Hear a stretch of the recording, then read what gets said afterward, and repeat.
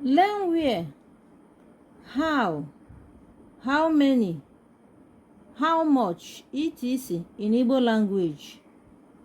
Igbo English. Ebe, ebe. In English it means where. Onye ebe ka ị bụ. Onye ebe ka ị bụ. Where do you come from? Ebe ka ị na-aga. Ebe ka ị na-aga. Where are you going? I in Igbo means you. You. Ebe means where. Naga means going. Ka means are. Ebe ka ọ dị. Ebe ka ọ dị. Where is it? Ebe ka ị hụrụ ha. Ebe ka ị hụrụ ha. Where did you see them? Another word is kedu. Kedu in Igbo. Kedu means how in English. Kedu ka ị mere?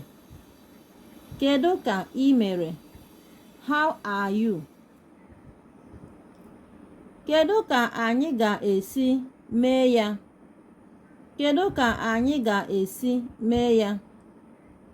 How do we do it in English?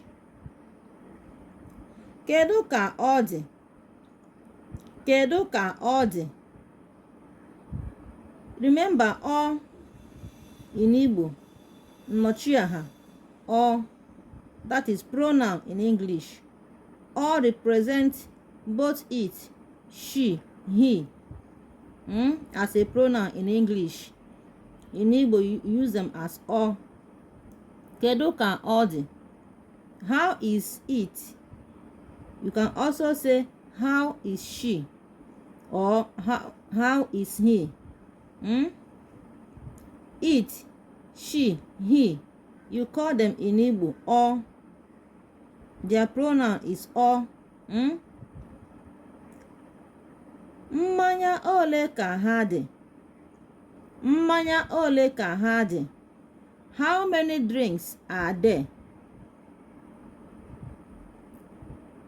Ego ole? Ego ole? In English it means how much. How much?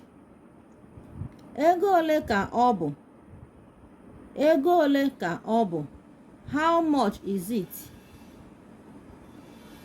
Ego ole ka ị zụrụ ya? Ego ole ka ị zụrụ ya? How much did you buy it? Share this video, like and follow our page. Subscribe to us, okay? Thank you. Bye.